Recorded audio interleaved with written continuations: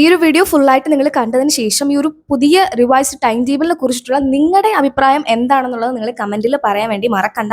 എൻ്റെ അഭിപ്രായം എനിക്കിത് ഒട്ടും ഇഷ്ടപ്പെട്ടില്ല. നേരത്തെ തന്നെയാണ് ഫാർ ബെറ്റർ എന്നാണ് എനിക്ക് പേഴ്സണലി തോന്നുന്നത്. എന്തായാലും ഓരോ ആൾക്കാർ നിങ്ങളാണ് SSLC സ്റ്റുഡൻസ്, നിങ്ങളുമായിട്ട് ഇപ്പോൾ കണക്ട് ചെയ്യാൻ വേണ്ടി പറ്റില്ല ബിക്കോസ് ഞാൻ +1-ലാണ്. അപ്പോൾ നിങ്ങളുടെ ഇപ്പോഴത്തെ ആ ഒരു കണ്ടീഷൻ അനുസരിച്ച് നിങ്ങൾക്ക് അറിയാവും. സോ നിങ്ങളുടെ ആ ഒരു രീതിയിൽ നോക്കുമ്പം എങ്ങനെയുണ്ട് പുതിയ ടൈം ടേബിൾ, അതോ പഴയതാണോ എന്നുള്ളത് നിങ്ങളുടെ ആ ഒരു കമന്റ് എന്താണെന്നുള്ളത് കമന്റ് ബോക്സിൽ പറയാൻ വേണ്ടി മറക്കണ്ട.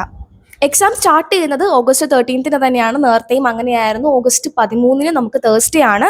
അന്ന് വരുന്നത് മലയാളം ഫസ്റ്റും ഹിന്ദി. നേരത്തെയും മലയാളം ഫസ്റ്റും ഹിന്ദി ആയിരുന്നു. അതിൽ ഒരു ചേഞ്ചും ഇല്ല. പിന്നെ 14-ാം തീയതി വരുന്ന സമയത്ത് ഫ്രൈഡേ ആണ്. ഫ്രൈഡേ വന്നിട്ട് കെമിസ്ട്രി ആയിരുന്നു. കെമിസ്ട്രി ആണ്. നേരത്തെ നമുക്ക് മലയാളവും കെമിസ്ട്രിയും കൂടെ ആയിരുന്നു ഉണ്ടായിരുന്നത്. മലയാളം സെക്കൻഡും കെമിസ്ട്രിയും കൂടെ ആയിരുന്നു. ആക്ച്വലി ആ ഒരു ടൈം ടേബിൾ തന്നെ മതിയായിരുന്നു. അതിൽ പ്രത്യേകിച്ച് മാറ്റം വരുത്തേണ്ട കാര്യമില്ലായിരുന്നു. ആ ഒരു ടൈം ടേബിൾ തന്നെ ഓക്കെ ആയിരുന്നു. ബിക്കോസ് നമുക്ക് രണ്ടും 40 മാർക്കിന്റെ ആണ്. അടുത്തത് വരുന്നത് 15-ഉം 16-ഉം നിങ്ങൾക്ക് സ്റ്റഡി ലീവ് ആണ്. ആ ഒരു ഡേയ്സിൽ ഞാൻ നിങ്ങളുടെ അടുത്ത് പറയുന്നത് ഫിസിക്സ്, ബയോളജി, മാത്സ് ഇരുന്ന് പഠിക്കാൻ വേണ്ടിയിട്ടാണ്. അപ്പം നിങ്ങൾ വിചാരിക്കും അതൊന്ന് ചേച്ചി സോഷ്യൽ പഠിക്കാനൊക്കെ പറയാത്തെ. സോഷ്യൽ കൂടെ നിങ്ങൾ പറ്റുവാണെങ്കിൽ റിവൈസ് ചെയ്യുക. പക്ഷേ ഈ ഫിസിക്സും ബയോളജിയും ഒരൊറ്റ ദിവസമാണ് വന്നിട്ടുള്ളത്. മാത്സ് പഠിക്കാൻ നിങ്ങൾക്ക് പ്രത്യേകിച്ച് സ്റ്റഡി ലീവോ കാര്യങ്ങളോ ഒന്നും തന്നിട്ടില്ല. അതുകൊണ്ട് നിങ്ങൾ കിട്ടുന്ന ഒരു സ്റ്റഡി ലീവിന്റെ സമയത്ത് ഒരു ശനിയാഴ്ച നിങ്ങൾ ലാംഗ്വേജസ് ആയിട്ടുള്ള ഇംഗ്ലീഷും മലയാളം സെക്കൻഡും ഇനി വരുന്നുണ്ട്.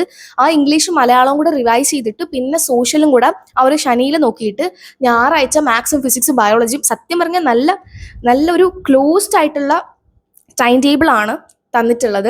എനിവേ നമുക്കിപ്പോൾ ഒന്നും ചെയ്യാൻ വേണ്ടി പറ്റില്ല. അപ്പോൾ നിങ്ങൾ അങ്ങനെ മാക്സിമം ഒന്ന് ട്രൈ ചെയ്യാതെ നിങ്ങൾ ഇതിനെ കുറിച്ചിട്ട് ടെൻസ്ഡ് ആവേണ്ട കാര്യമില്ല. നിങ്ങൾക്ക് പറ്റുന്ന അത്ര നിങ്ങളുടെ മാക്സിമം എന്താണോ ആ മാക്സിമം നിങ്ങൾ ഇട്ടു എന്ന് ഉറപ്പാക്കുക.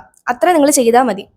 അടുത്ത നമുക്ക് ഓഗസ്റ്റ് 17 ആണ്. മൺഡേ വന്നിട്ട് ഇംഗ്ലീഷ് ആണ്. നേരത്തെ പോലെ തന്നെ ഒരു ചേഞ്ചും ഇല്ല. ഇംഗ്ലീഷ് 18-ാം തീയതി ട്യൂസ്ഡേ ആണ്. ട്യൂസ്ഡേ വന്നിട്ട് സോഷ്യൽ സയൻസും മലയാളം സെക്കൻഡും കൂടെ ഒരുമിച്ച് കൊണ്ടുവന്നു.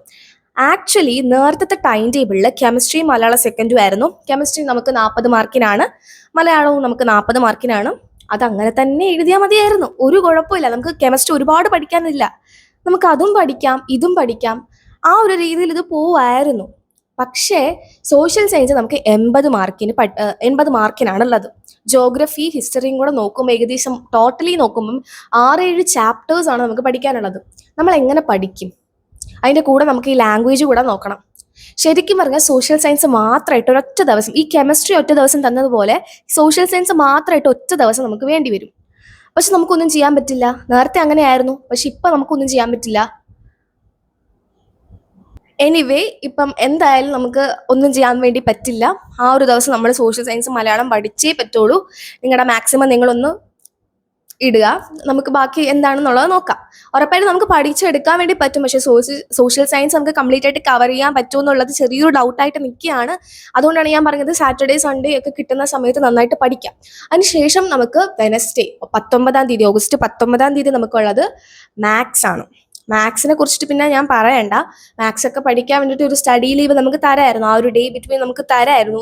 ഒന്നുകിൽ ഈ സോഷ്യൽ സയൻസ് കഴിഞ്ഞിട്ട് ഒരു ദിവസം മാത്സ്, ഫിസിക്സ്, ബയോളജി, നമുക്ക് മാത്സ്, ഫിസിക്സ്, ബയോളജി ആണുള്ളത്.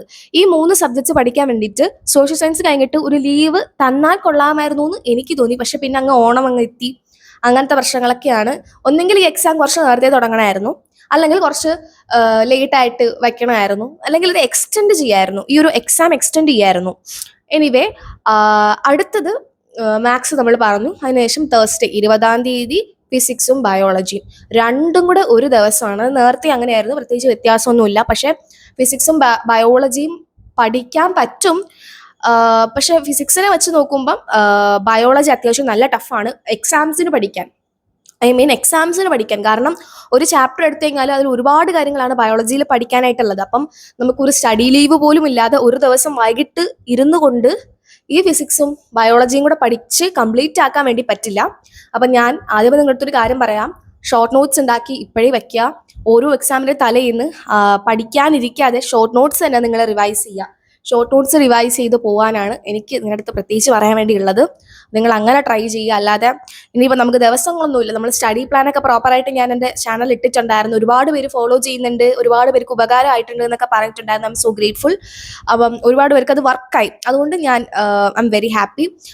ഇപ്പം അതൊന്നും ഫോളോ ചെയ്യാൻ പറ്റിയില്ല ചേച്ചി, ബുദ്ധിമുട്ടാണ് എന്ന് പറഞ്ഞവർക്ക് വേണ്ടിയിട്ട് പറയാനാണ് നിങ്ങൾ ഷോർട്ട് നോട്ട്സ് ഉണ്ടാക്കാം. എങ്ങനെയാണ് ഷോർട്ട് നോട്ട്സ് ഉണ്ടാക്കുന്നത് എന്നുള്ള ഒരു വീഡിയോ ഞാൻ പോസ്റ്റ് ചെയ്തിട്ടുണ്ട്. ചെക്ക് ചെയ്താൽ നിങ്ങൾക്ക് മനസ്സിലാവും. അപ്പോൾ ഷോർട്ട് നോട്ട്സ് ഉണ്ടാക്കി പഠിക്കാനെങ്കിൽ നമുക്ക് ഇനി ഒരൊറ്റ വഴി അതേ ഉള്ളൂ. അല്ലാതെ നമുക്ക് ടെക്സ്റ്റ് ഫുള്ളായിട്ട് പഠിക്കാനില്ല, നമുക്ക് ദിവസവും ഇല്ല, അതിനുള്ള സമയവും ഇല്ല, നമുക്ക് സ്റ്റഡി ലീവോ കാര്യങ്ങളോ ഒന്നുമില്ല. 2 ദിവസം ഉണ്ട്, 2 ദിവസം കൊണ്ട് നമ്മൾ എത്ര എണ്ണം പഠിക്കും? അപ്പോൾ അതുകൊണ്ട് നിങ്ങൾ വിഷമിക്കേണ്ട കാര്യമൊന്നുമില്ല, നമുക്ക് എല്ലാം ശരിയാക്കാം. നിങ്ങൾ നന്നായിട്ട് പോയി എക്സാം എഴുതിയിട്ട് വാ. ഞാൻ എൻ്റെ ചാനലിൽ എന്നെ കൊണ്ട് കഴിയുന്ന പോലെ ഞാൻ നോട്ട്സുകളെ കാര്യങ്ങളും PYQ ഒക്കെ ഞാൻ ഹെൽപ്പ് ചെയ്യുന്നുണ്ട്. അപ്പോൾ നിങ്ങൾ അതൊക്കെ ഒന്ന് നോക്കി വായിച്ച് റിവൈസ് ചെയ്തിട്ടൊക്കെ പോയി നന്നായിട്ട് പരീക്ഷ എഴുതിക്കൊണ്ട് വാ. All the best.